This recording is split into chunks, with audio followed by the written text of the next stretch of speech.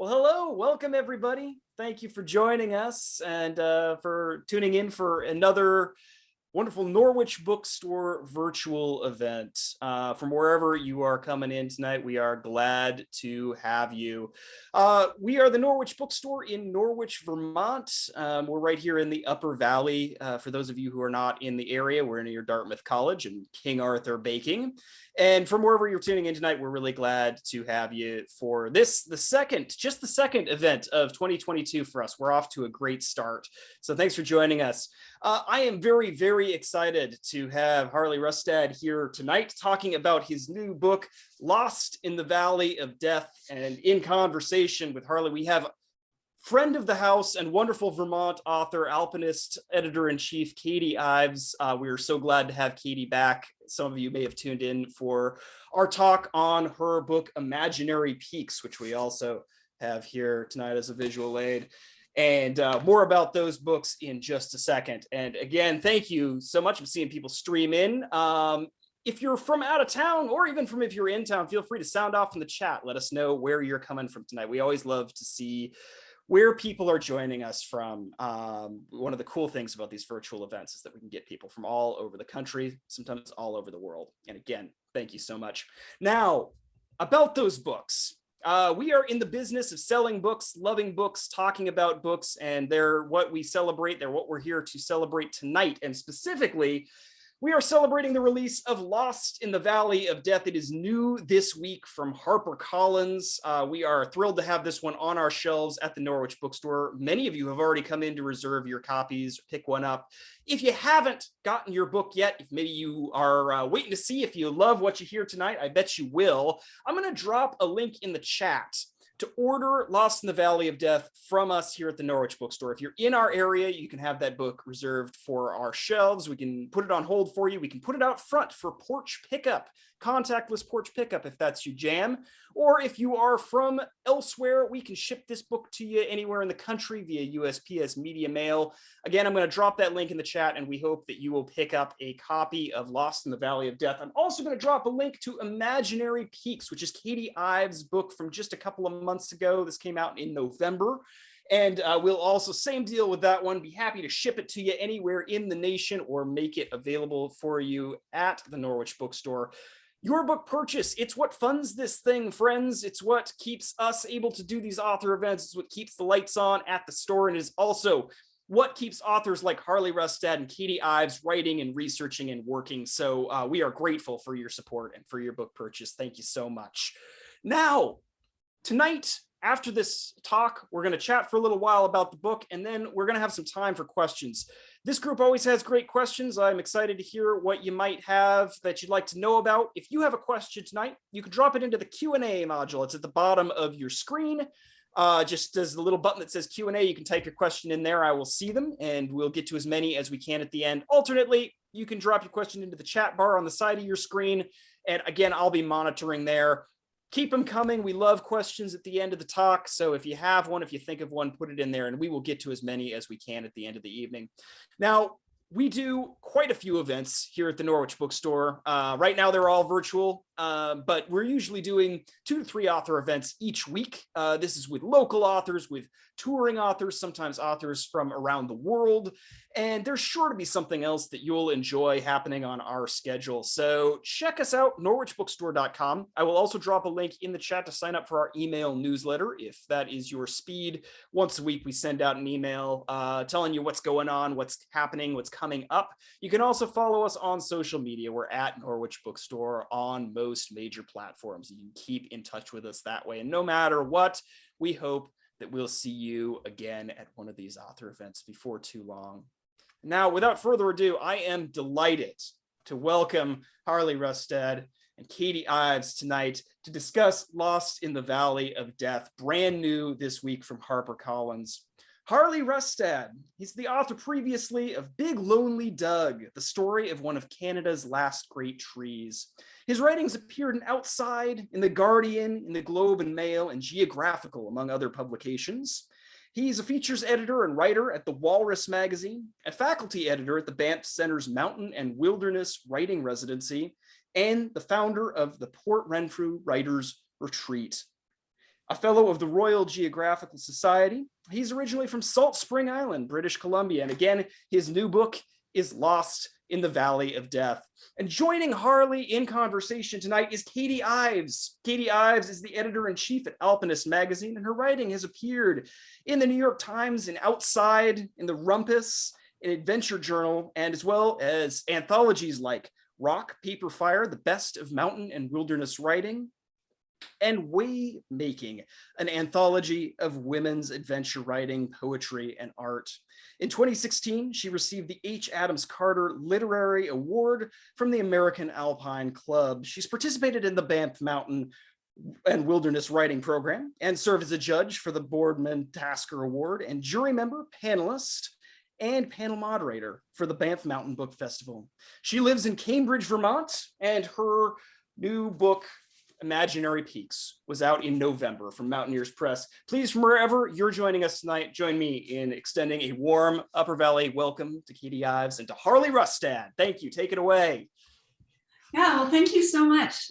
It's wonderful to be here again, and wonderful to get a chance to talk with Harley about his extraordinary new book. I think it's relevant for just so many reasons, in the ways that he talks about issues of, the ongoing fascination with quest into wild places, but looks at it with really, what I feel is like a really kind of up to date, modern viewpoint, and, really adds, I think, a lot to all of these discussions. So just to kind of start this off, to give a little intro to the book, in the late summer of 2016, a 35-year-old American man, Justin Alexander Shetler, became one in a long series of visitors who went missing in the Parvati Valley of India. Some believed he might have been murdered. Others thought he might have fallen into the river or else even chosen to disappear. For his numerous followers on Instagram, he'd become a kind of mythic figure, a spiritual seeker who ventured into the wild in ways that partly recalled the story of Chris McCandless, who died in Alaska in the early 90s.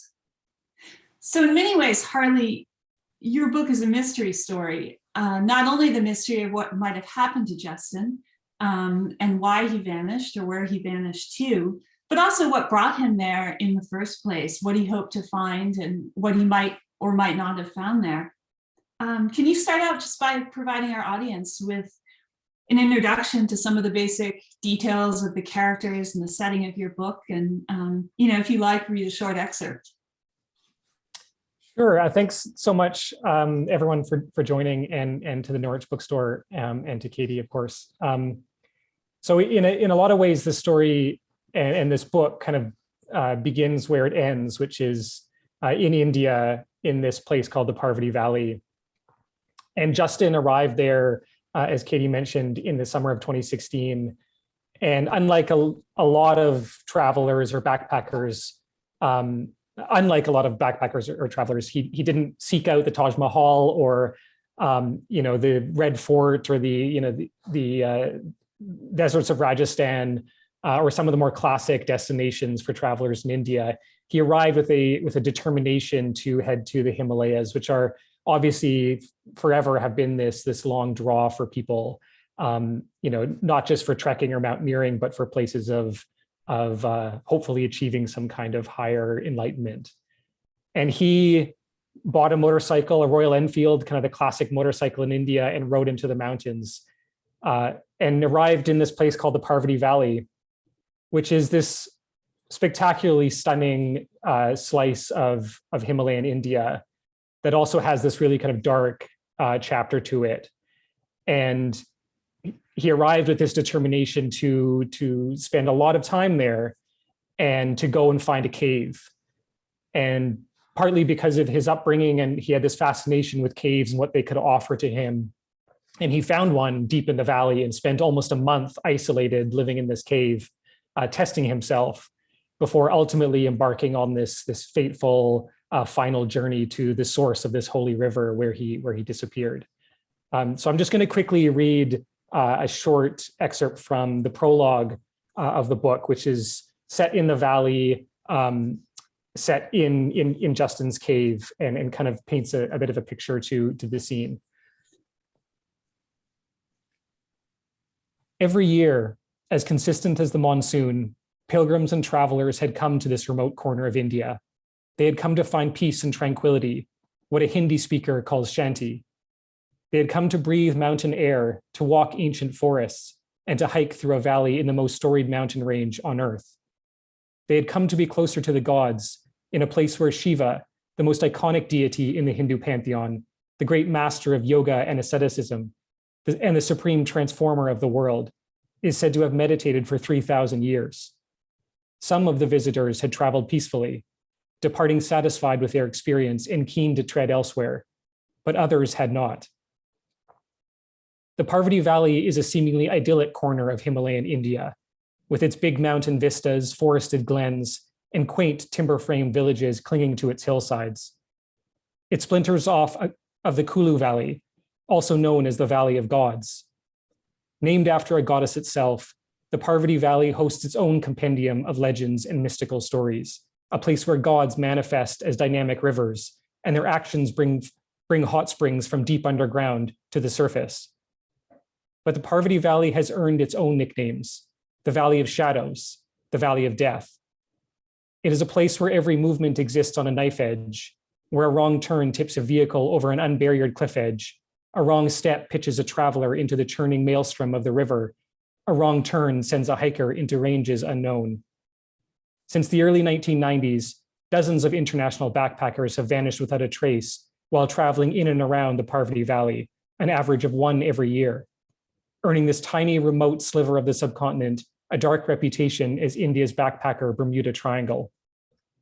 The circumstances of each disappearance are different. The tourist country of origin, villages visited or paths walked, last known location, yet eerily similar. All feature a spirited backpacker seeking an off-the-beaten-track adventure, a collection of anecdotes from fellow travelers relating to the backpacker's final days, a family's anguished search, and thousands of unanswered questions. This traveler had arrived in the Parvati Valley as many before him had, with a goal and a picture in his mind of what he could accomplish among the mountains and the mist. That picture, at least in part, came to life inside his cave when he carefully placed his phone on a rock, set the timer, and captured a self-portrait as he reclined with his book and his fire.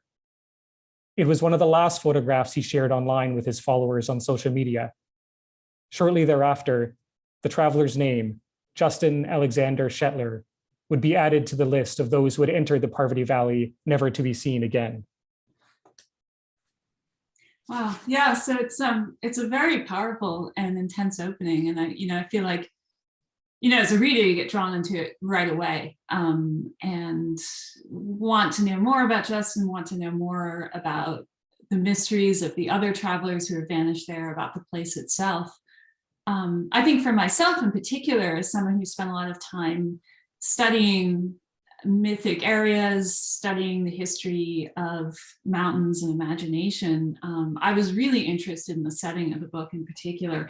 And you describe the Parvati Valley as a place it's deep in the Indian Himalaya. It's reachable only by a narrow track between high cliff walls and a long steep drop to the river.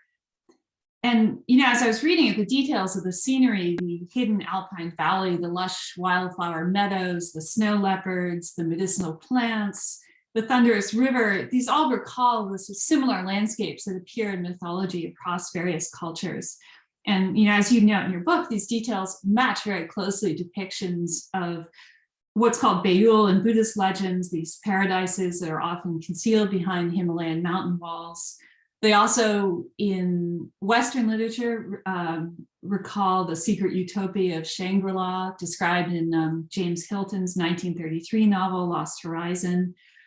And they also reminded me of early European notions of a mountaintop Eden existing somewhere near a giant cascade in Asia. So I was kind of curious to know, what you think about these recurring patterns in landscapes that draw spiritual seekers, and why it's these similar kinds of places that appear again and again in history and literature. Mm-hmm.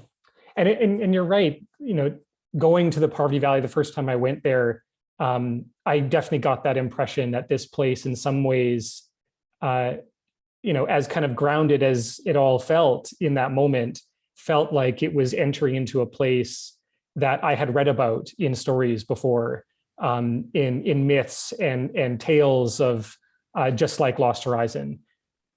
And I think in some ways that makes the Parvati Valley like a lot of places, that it exists in our imagination more than it exists in reality. And yet it is of course a true place. But I think largely what kind of fascinated me most about these stories and this place in particular was, what draws people to seek out these types of valleys, to seek out these places that promise us so much. And that was the thing that really stuck with me early on and became this kind of thread throughout Justin's life and throughout the book, was what draws people to these places in particular. What kind of myths that we are either brought up on or read about or kind of become ingrained in our minds influence our actions then. And I think that was something that really stuck in Justin's mind from a young age as well. Someone who is so deeply curious and fascinated with mythology and stories of heroes and great adventurers, were people who had these destinations in mind and had used them as sort of a pathway, used them as a doorway into a different state, which all of these places have kind of existed. You mentioned, the Buddhist Baol, which I mentioned in the book quite quickly, as being these places that you have to kind of achieve through great feat and great tests, and only the good can actually find them. I think has long spurred adventurers and seekers for centuries to try to find either the ones that have been written about or the ones that we don't know about, and the ones that you could hopefully find, around the next glen or around the next corner. And so they kind of occupy this, in one way, these places that are deeply real and intangible, but also these places that exist in myth and, are as intangible as, or as tangible as mist, so hard to actually grasp. But I think it's that promise of what they could offer that has been the spark in a lot of people's hearts to set out and try to find their own valley, their own place of transformation. Yeah, I think it's really interesting how much it's like everybody has their own story of a valley or of a special place. And in some cases, it's a place that they've traveled a really long distance to get to, place in the Himalaya or a place that's been written about. In other cases, it might be a place that they remember from their own childhood home. And it seems like we have this sort of intense draw to sort of places that represent a kind of contact with the spiritual, the divine, or the transcendent, however we interpret it, this longing to kind of reach that through geography. One thing, I thought was really interesting, you're talking about, Justin's interest in mythology, and I thought, that was one of the kind of main tensions in the themes of your book is between mythology and reality, and that appears in your descriptions of the place, it appears in your descriptions of Western attitudes towards India, and it also appears kind of in Justin's own descriptions of himself as you quote them in his writings. And there's a quote that stuck with me in one passage. You talk about how he said during a podcast interview, "Most of the influences in my life have been mythological. I like the idea of creating an amalgamation of all your heroes, the best qualities of each, and then striving to be that." And then later on in the book, one of the characters describes a downside to that interest in mythology, where he says, when you're trying to live out your childhood hero's dreams, there's a point at which you're living out somebody else's dreams, even if it's your younger self. And that conflict and that sense of kind of the potential of both being kind of liberated through myth, but also trapped by it, reminded me of something that Robert McFarlane wrote in Mountains of the Mind about the dangers of heroic myth, in the sense of the pressures that it can put on people to try to kind of make their own lives correspond to the stories that they've read. And McFarlane writes, "In ways that are for the most part imperceptible to us, we all bend our lives to fit the templates with which myth and archetypes provide us. We all tell ourselves stories and bring our futures into line with those stories, however much we cherish the sense of newness, of originality about our lives." So I think one question that I had was, to what extent do you see Shetler's story as one about sort of the allure and the promise of mythology as a way to provide narrative structure to the often chaotic events of our lives, to give us a sense of order and solace and belonging, and purpose, but at the same time, a story about the inherent dangers of myth? Mm-hmm. Yeah, I mean, I think that word purpose is something that he really struggled with. And it was something that he really questioned a lot, was not only where was he going with his life, but sort of what was it all for? And was there some kind of deeper connection, to nature, to the land, to something higher, however you may want to define that. But he was somebody who grew up from a very, very young age, just absolutely fascinated with Joseph Campbell, author and comparative mythologist, who wrote The Hero's Journey, which is this classic archetype, this classic story that has appeared in all sorts of myths, of the hero going through their trials, kind of meeting this advisor or guide, and then entering the gates and having their conclusion, and then sometimes returning to the world with this new knowledge that has influenced Lord of the Rings and Star Wars and all sorts of things in popular culture. And I think he was fascinated not only by that academically, but was fascinated by it and how he could apply that to his life.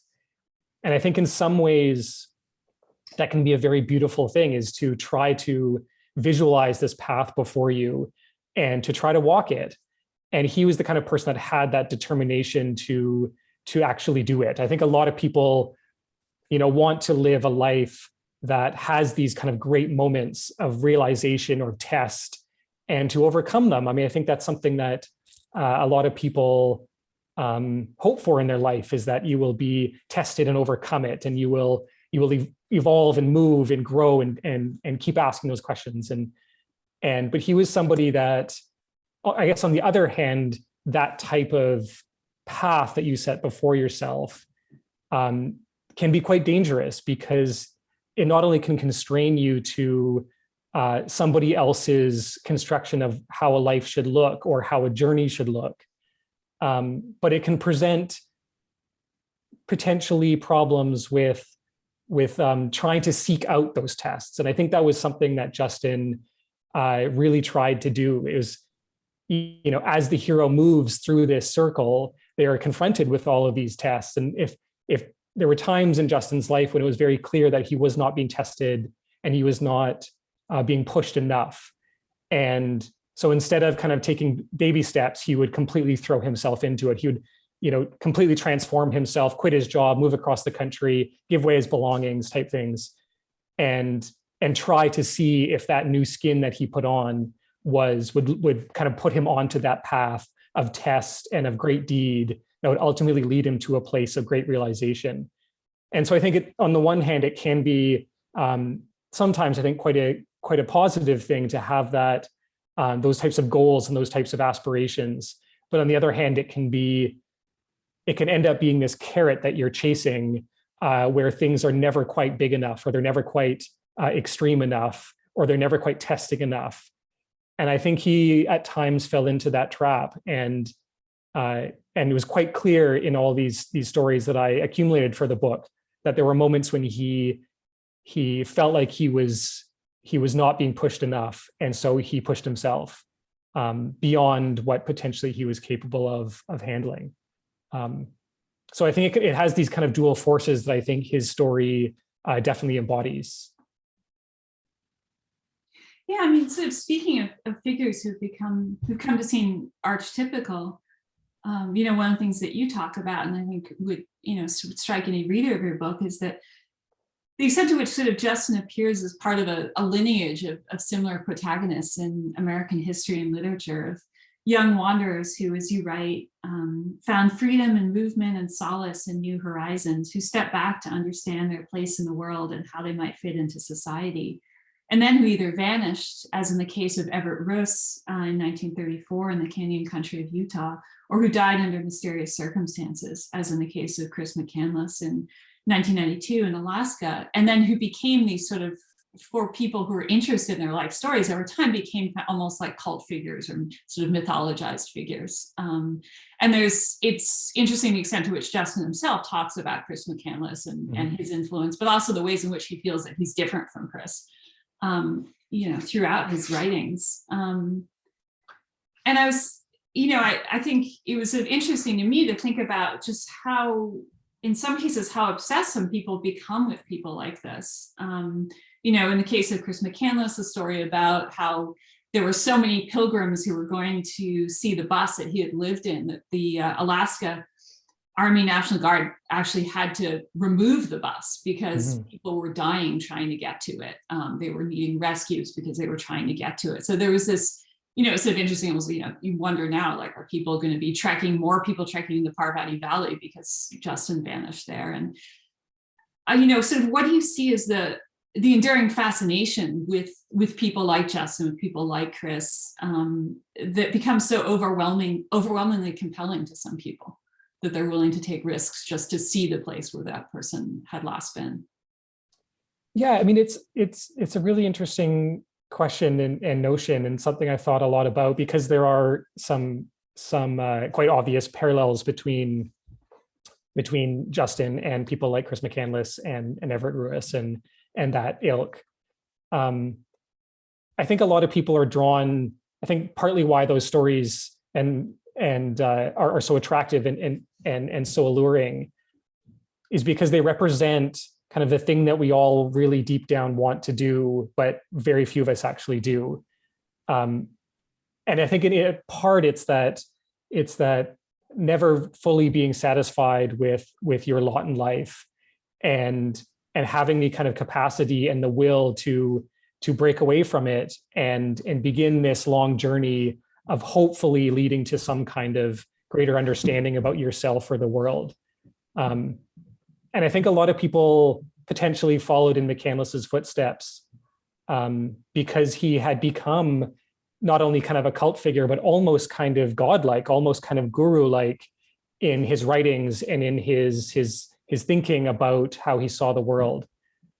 And one of the big differences between Justin and Chris is just the era that they lived in.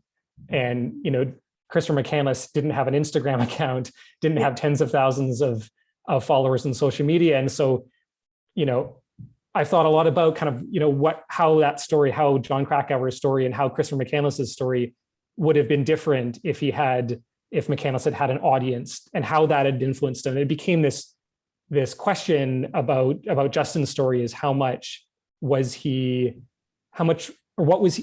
what he was doing was for this audience, and how much was it because he truly did want to do these things for himself.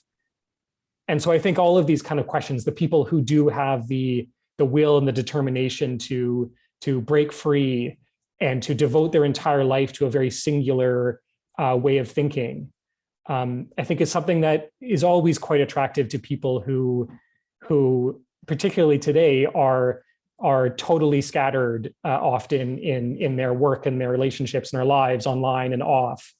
To find somebody who is so devoted to one single cause, one single question, or to go live in the Alaskan bush and to test yourself, or to find a cave in the Indian Himalayas and see what can be found in those extremes, I think is something that is always, regardless of generation or decade, I think is always going to be kind of a burning question that lies in a lot of people. And it was something that really drew me to this story, was kind of that universal urge, that universal kind of angst with life, and something that I really kind of admired in all of these people. And there are things to not necessarily admire in their stories as well, but the things that I did was that determination, I think, is quite admirable to set out and to begin that journey, which is always the hardest. It's always the hardest part. Yeah. You have this incredible passage in your book where you talk about just that notion of Justin as sort of as kind of a Chris McCandless in the Instagram age. And you're talking about the writing on the wall of a guest house in India. And I'm quoting from your book now. In one corner, someone had transcribed a quote from a letter Christopher McCandless had written in 1992. Nothing is more damaging to the adventurous spirit within a man than the secure future. The basic core of a man's living spirit is his passion for adventure. The joy of life comes from our encounters with new experiences, and hence there is no greater joy than to have an endless changing horizon, for each day to have a new and different sun. Shetler took a picture of the quote, shared it to Instagram, and then added his own quote to the guest house walls in thick black capital letters: "Be kind and do epic shit." It wasn't poetry, but it was fitting for the age of Instagram. Underneath, he added his Adventures of Justin social media handle and a drawing of his eagle tattoo. And that, like, you know, I was reading that, it was like, wow, it's just like, it's such an incredible scene in terms of getting people to think about, you know, how has social media changed these experiences? You know, people like Everett Rust, Chris McCandless, they were writing in letters and journals. It was more of a private conversation that they were having with themselves or with their friends. And, you know, perhaps had they survived, they might have then gone on to write books for larger audiences. You know, we don't know. But with Justin, he was posting these experiences immediately to tens of thousands of followers. And, you know, I think one quality that I thought was very interesting and admirable about Justin was that he spoke openly about his mixed feelings about social media.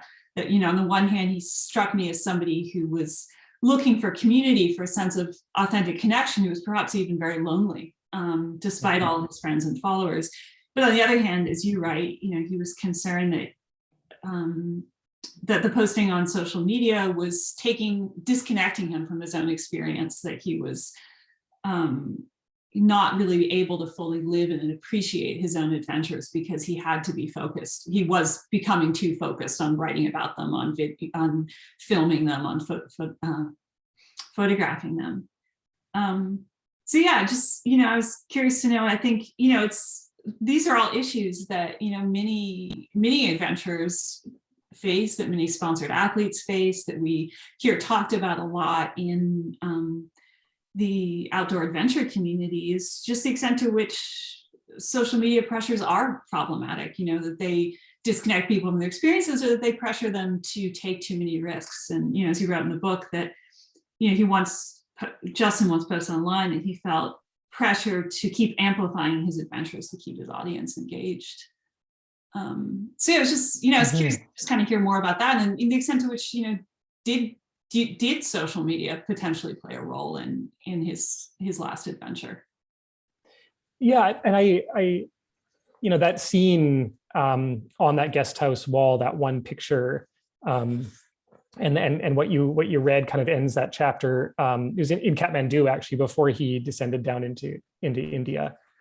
And I think that one kind of scene said a lot, not, you know, not just about the two people and their different times, and where those quotes were and what their intended audiences were. You know, McCandless wrote that, I believe, in a letter to a close friend, that quote that Krakauer included in the book and that was transcribed on that wall was never intended for a great audience. And Justin's was for as many people as he could possibly get. And that actually became a hashtag that he used: be kind and do epic shit.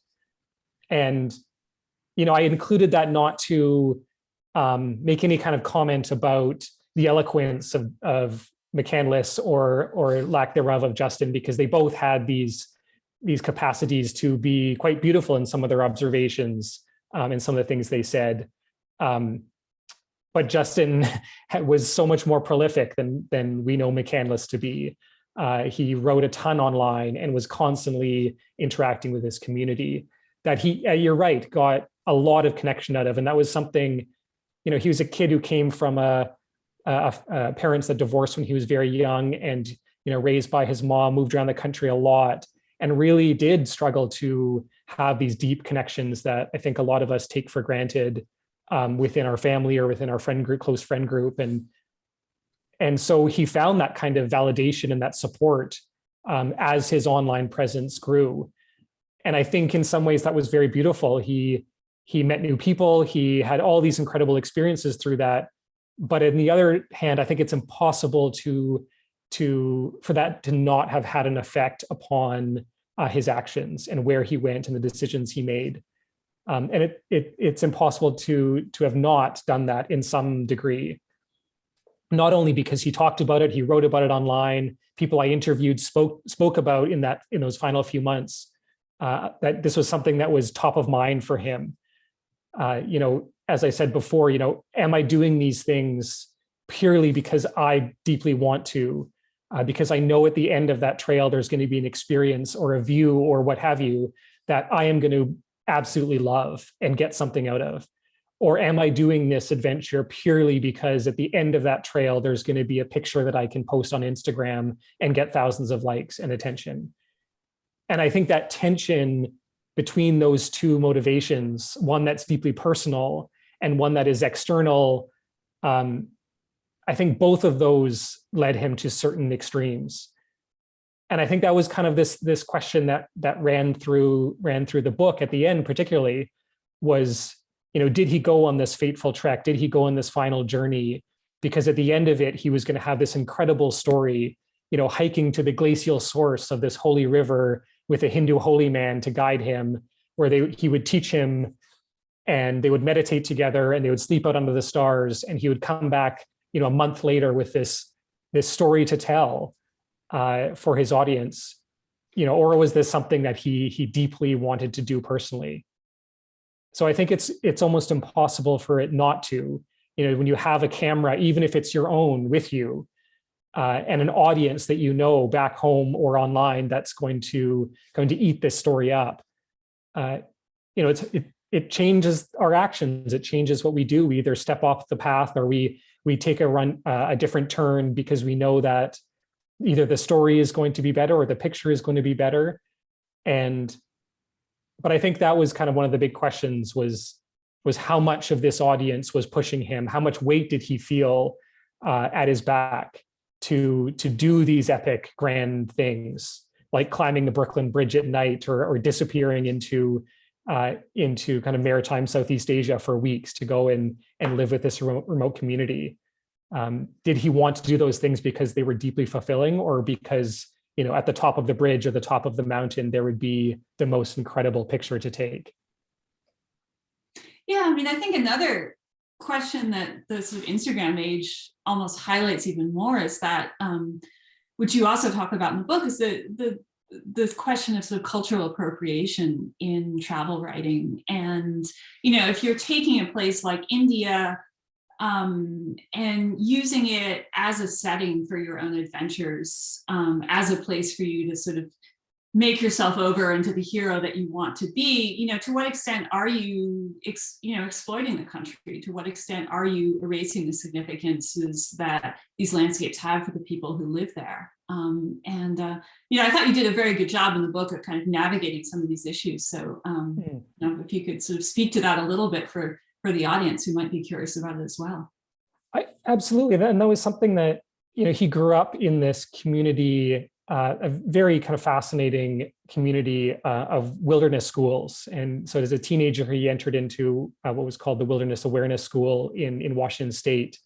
And then went and trained at the Tracker School, this kind of legendary survival school in New Jersey, and was very, very accomplished. And but also these places, as wonderful as they are for people to connect with nature and to learn these skills, have received a lot of criticism for appropriating Native American traditions and thinking and mythology, and essentially selling it. And so he was kind of brought up under this umbrella and these types of questions, not fully, at that time, not fully kind of being aware of the problematic pitfalls that these places represented. And at times, there were some pictures that I saw of him kind of dressing up that, if someone had done that now would not go over very well. And I think there is this notion that sort of taking from a place and of using that place as either the setting of your epic journey and your trial and your test and your adventure, and not fully kind of appreciating or giving credit to that place. I think Justin I think in sometimes, if I'm being generous, I think he did deeply care about the places he went to and the people he met. And he did see that there could be this wonderful interaction and sharing of ideas and knowledge and experiences between two different people. But I think he also did at times unknowingly or kind of unwittingly fall into some of these more problematic issues. And I think partly, him existing in this long history of people going to India, because India has represented this place of enlightenment for so many centuries and for so many people, is a way kind of perpetuating the stereotypes of what that place is, as this place of great awakening. Is India truly what we read about and have read about for centuries? These notions that we've built up on our side of what we hope to achieve there, is that true? And one of the questions I kind of ask at the end, not to give anything away, was, does India offer something, a more enlightening moment or more enlightening potential than, the Pine Barrens of New Jersey where he grew up? Why do people go so far? Why do they go to India specifically? Why are the Himalayas have drawn people for so long as these sites of enlightenment and hopefully kind of higher understanding or knowledge? Why has that spurred these questions and these seekers for so long? And I think that became a big through arc through the story. And I think Justin's story fits into that. He was not necessarily an anomaly by any means. He may have been in some of the things he did and some of the more extreme kind of paths he walked, but he fits into this long tradition of adventurers and people who've looked to these higher places, in particular a place like India, as a place of transformation, and really set before him a goal of achieving that in the end. Yeah, it's interesting, that sort of question of like, do you have to travel a long way to have these experiences, or can you do it close to home? And, somebody who grew up near where Thoreau used to live, just a few miles from my parents' house, sort of reading Thoreau, we used to just say, well, you should be able to find these experiences, you should be able to find the sources of life in your own backyard. You shouldn't have to go to the Nile, or you shouldn't have to go to the mountains of the moon. And of course, I grew up in Eastern Massachusetts, and I got out of there as soon as I could, because, it didn't have that romanticism that high snowy mountains had. And so it can be hard, I think, for some people to be able to sort of find that purely within. And I think that was, in many ways, that kind of brings me to the final question I had for you, is that, I felt one of the things that really haunted me about your book and about many books that deal with similar topics is the question that's really at the heart of it, is like, what kind of life is worth living? And, as Mary Oliver, the poet, once very hauntingly said, what will you do with your one wild and precious life? And it seemed like Justin was trying to come up with an answer for himself. And then that made me wonder, did you get any closer to an answer for yourself? You spent all this time studying one person's quest for his purpose in life. And, did that bring you anywhere within your own search, or maybe make you think about that search differently? Yeah, it's I think the Mary Oliver quote is so kind of beautifully appropriate to Justin. The wild side and the precious side. What was the quote? Yeah. With your one wild and precious life. Precious life, yeah. And I think that it is so fitting, because he was somebody that in a lot of ways did live in a very wild life. He had these radical transformations. He, was somebody who was so skilled and could live in the bush for weeks and come out kind of, thicker than when he went in, but also saw life as very precious. And, was somebody that was not going to wait around for things to happen to him, and in the end kind of represented how the story does end both of those things, this kind of seeking for a wild life, and at the end kind of on the knife edge at a mountaintop in a very kind of precious state, that for him ended potentially quite tragically. And I think for me, I kind of came across this story about a month after Justin disappeared.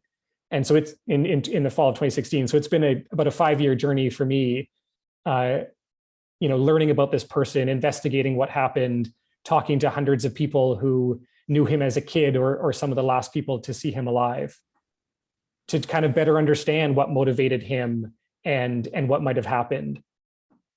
And I think the thing that hopefully the book ends on, and hopefully I think is kind of representative of my journey in this, and what I've kind of come away with in this process, which is kind of hope.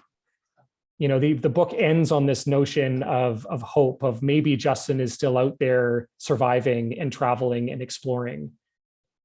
And I think that kind of optimism in life is something that is often quite rare. And I find, myself as somebody who works in the news kind of inundated by a lot of negativity and a lot of things that are very challenging to deal with for many, many hours a day. And it's at times, and particularly right now, it can be a very hard time to remain optimistic and to see the path before you and to see the light at the end of the tunnel. And so even though Justin was potentially a more extreme person than I will ever be, I may not go and spend a month living in a cave, but I did something very, very similar as he did. I hiked to the source of the Ganges River on my own in a very, very similar way that he hiked to the source of his river. And that type of realization for me that our paths, in some ways, were quite similar.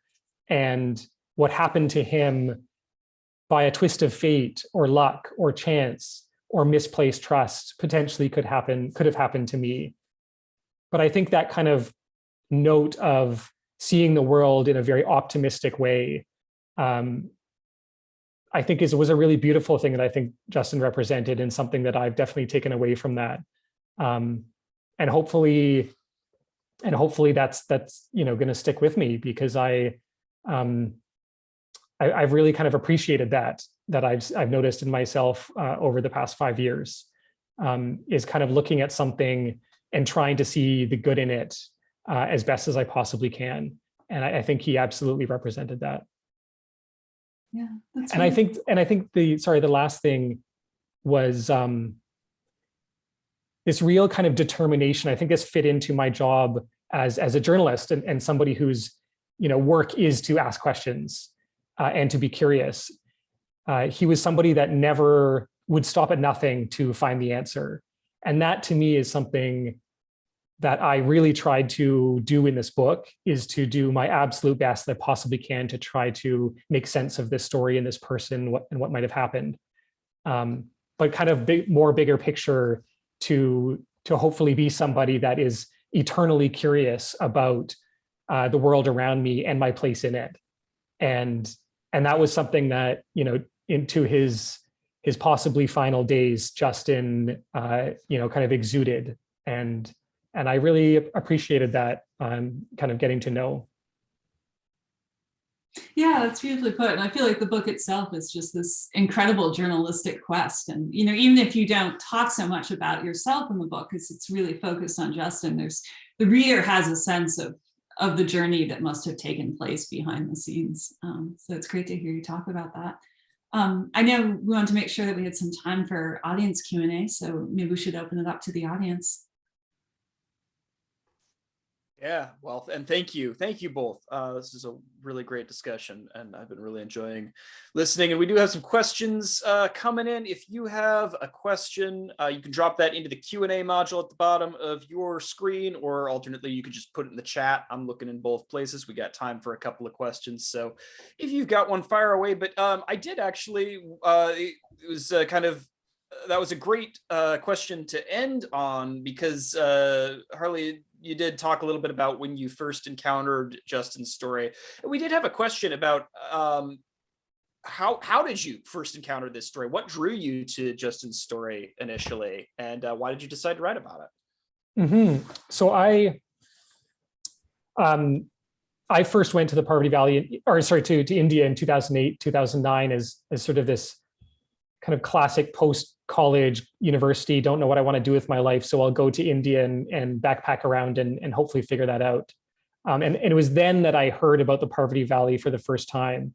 I never went there on that trip, but I heard about this place that was attracting tourists and pilgrims, but had this very, very curious history of people who had disappeared there. And I went back 4 years later to work for a Canadian newspaper, intern for a Canadian newspaper for about a year in Delhi and Kathmandu, and became really fascinated by some of the more darker or complicated sides of tourism globally, but also in South Asia. And I was actually back here in Toronto at work when I came, and because of my years there, kept in touch with Indian media and saw this small news article in the Times of India about this person who disappeared, this American backpacker. And all these kind of things started to click for me. Not only was this person became intensely fascinating as this character, and all these reasons that we've talked about, digging into his social media presence and all those questions that raised, but that he had disappeared in a place that has long attracted people and has this incredible, truly incredible history of people who have disappeared, vanished without a trace, that to me had all of the markings of a really, really fascinating story.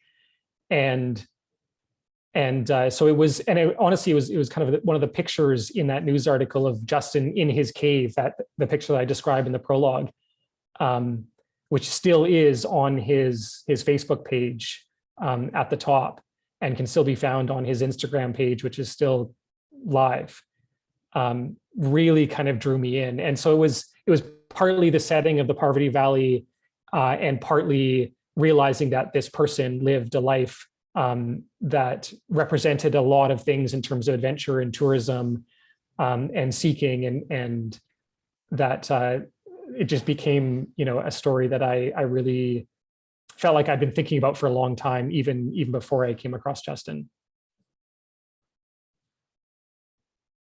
Thank you.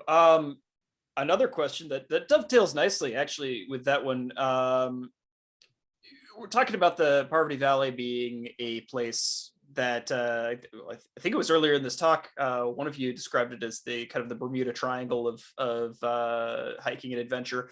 Someone in our audience wants to know kind of how did the number of disappearances in that area compare with in other areas of the Himalaya? Is it it's a significant number of more people have disappeared?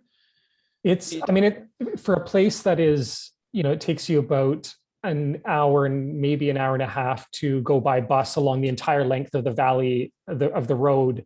So it's a very, very narrow, very small piece of the mountains. For such a small place, and it has these little trails that lead to these villages.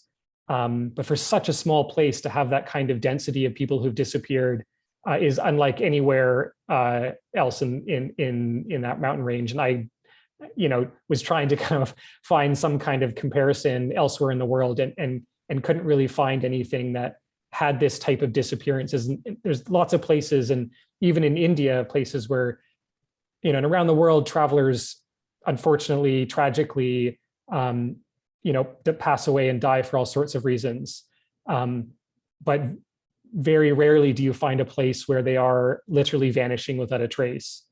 And so there's quite a good chunk of one chapter that is just devoted to me kind of tracking down as much information as I can about each one of these disappearances, going back to kind of when record keeping and articles were being written in the early 90s.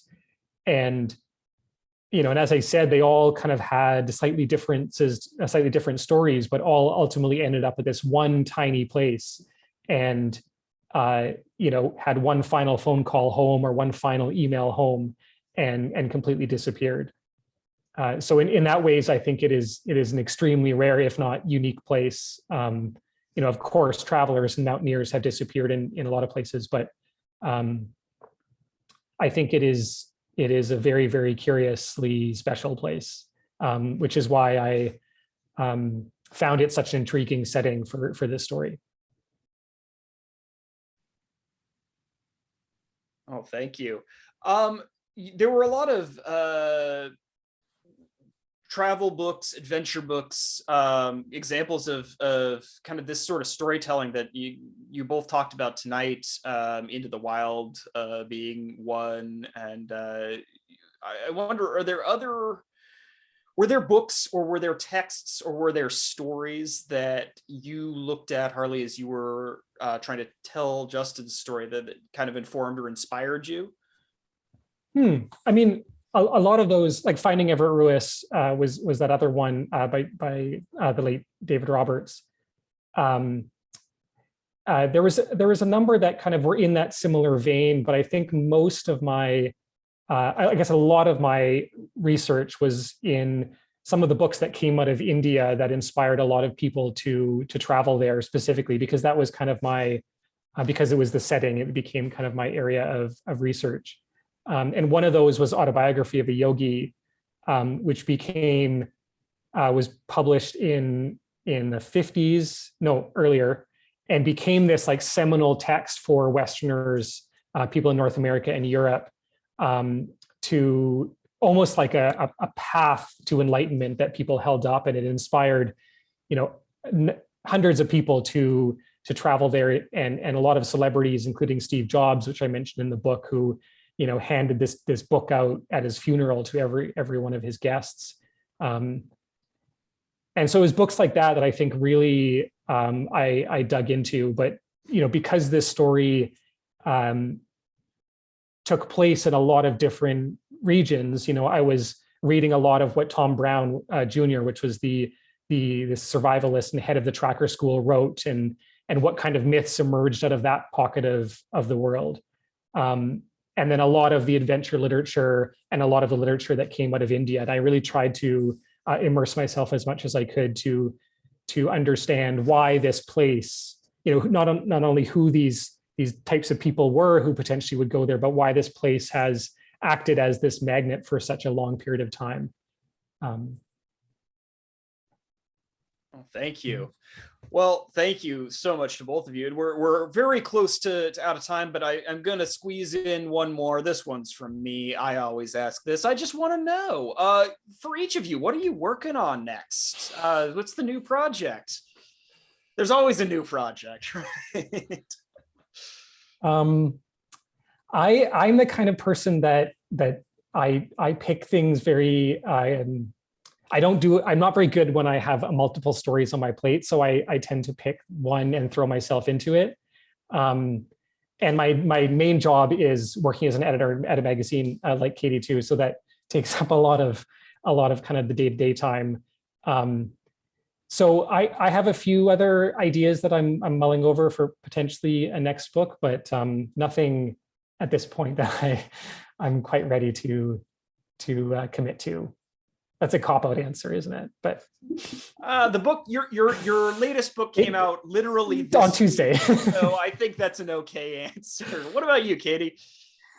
Well, yeah, like Harley, I mean, being a magazine editor, I have like an 80-hour week job, and the final stages of finishing my book and doing my job at the same time, like pretty much nearly killed me. So I feel like I've spent the past few months, because my book's been out a bit longer, just kind of like picking up the pieces of my life and, kind of trying to get things going at work again better, and recover a bit, and spend more time with my family and do some more climbing. But I do have a book I really want to write. It's a topic that I'm already completely obsessed with. So yeah, I'm pretty excited to dive into it. I think the experience that I learned from working on the book is that I really love writing books. I love being immersed in the world of a particular story for that long period of time. And, you know, it's just a wonderful adventure. So I'm ready for the next one. Oh, we're excited. And for those interested in Harley and Katie's day jobs, Harley is editor at the Walrus magazine, and you can Google that, look it up. And Katie is at Alpinist magazine, is editor-in-chief at Alpinist. More great writing in both of those publications, so definitely do check them both out. Thank you both so much. It has been such a pleasure listening to you, hearing more about this book. The new book is Lost in the Valley of Death. It is out this week from HarperCollins Publishers. Harley Rustad is the author joining us tonight, and you can pick up your copy at the Norwich Bookstore. We are open 7 days a week on Main Street in Norwich, Vermont, or you can hit the link in the chat and order a copy, and we'll ship it anywhere in the country for you. Katie Ives, her recent book is Imaginary Peaks from Mountaineers Books, out in this last fall, just a couple months ago. Again, you can pick your copy up at the Norwich Bookstore, or we'll ship it anywhere in the country for you. Thank you both so much for joining us tonight. It's been a pleasure. And to all of you out there, thank you for tuning in, spending your Friday night with us, wherever you are. Be safe, do good work, stay warm if you're here in Vermont, and we'll see you next time. Have a great night.